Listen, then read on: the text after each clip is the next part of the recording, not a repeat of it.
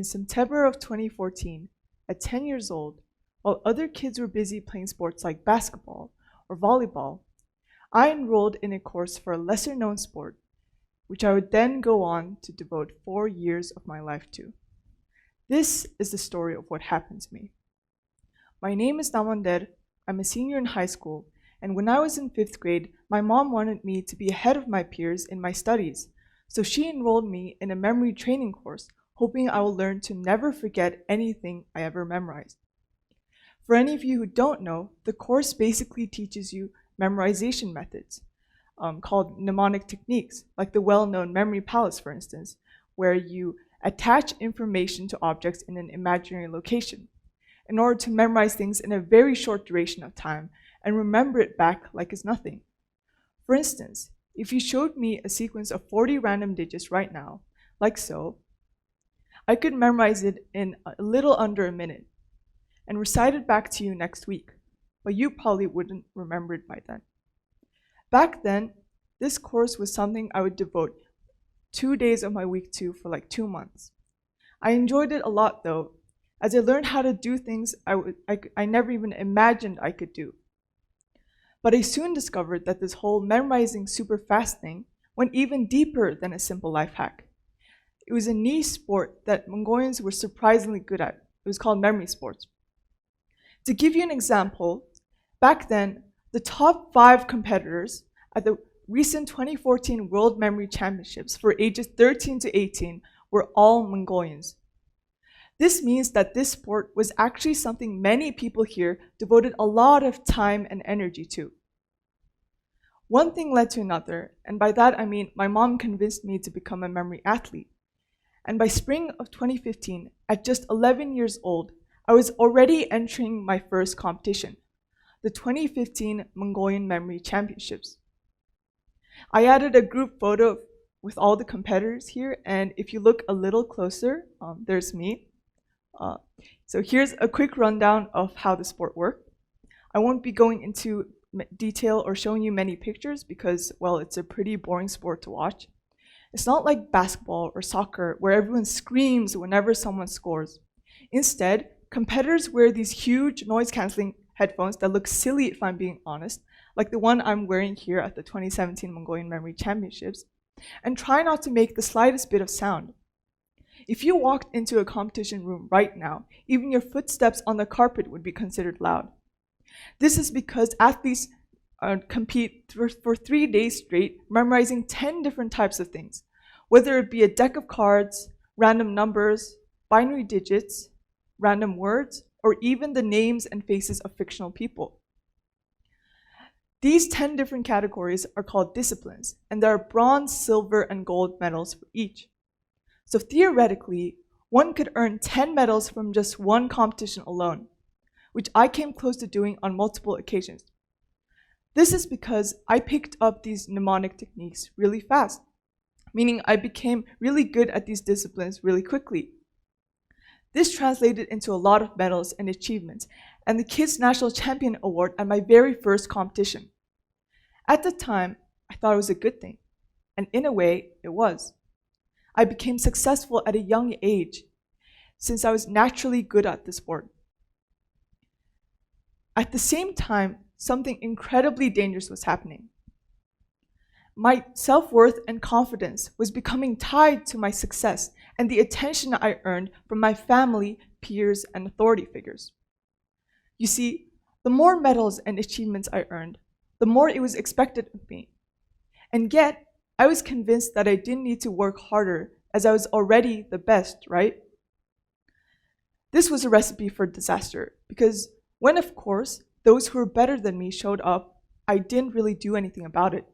I just thought, hey, these people are just better than me, and went at an even slower pace than before. And as more and more athletes who were better than me emerged, the number of awards and medals I earned lessened. Eventually, something very important died: my passion. I had forgotten how amazing it felt to be good at memory sport without the promise of awards and recognition. I had forgotten how I became a better person thanks to the sport. more patient, more consistent, more adept at handling failures and stress, and of course, better at memorizing. I'd forgotten how lucky I was to be able to go abroad with my team and have fun whilst competing with hundreds of international competitors, some of whom were considered masters and grandmasters at the sport. In the end, I came to associate the sport with towering standards that constantly needed to be met. This caused a lot of anxiety for me, and my mental health deteriorated. There's only so much a teenager can handle. At the same time, something else was happening, something that would save me. I was becoming increasingly interested in my school's debate club. The thought of doing research on various subjects and debating on them enticed me. Plus, I wanted to become better at public speaking so that I can voice my opinions more effectively. Unfortunately, I didn't have time to juggle both memory sports and debating.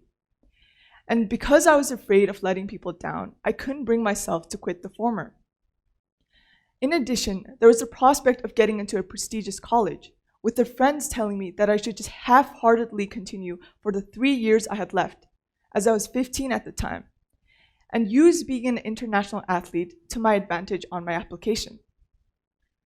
I tried to follow their advice for a bit, but one day, the crushing weight of the unrealistic standards I had set for myself finally became too much to handle.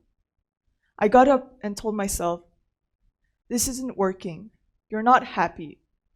You need to end this chapter of your life," and confided in a fellow athlete who also wanted to quit.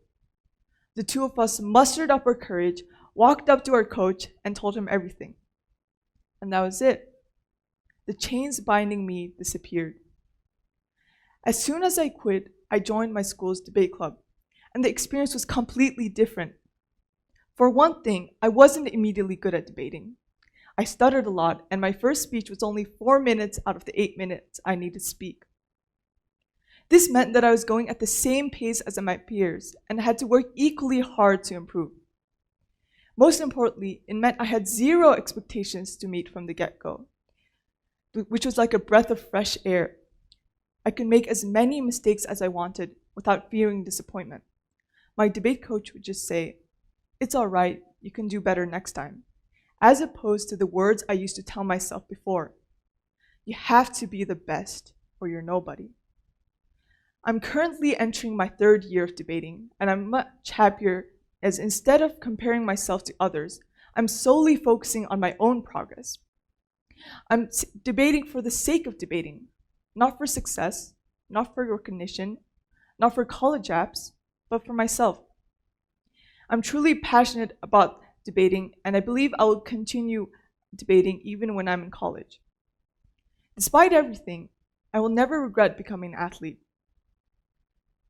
This experience ultimately shaped me to become a wiser, braver person, and the memory techniques I learned still aid me to this day. Most importantly, I made lifelong friends who I've laughed and cried and grown with. I met a coach who I will always be thankful for, and who taught me that no matter what, I should always be kind. There's only one thing I regret. I wish I never based my self-confidence and self-worth on my success.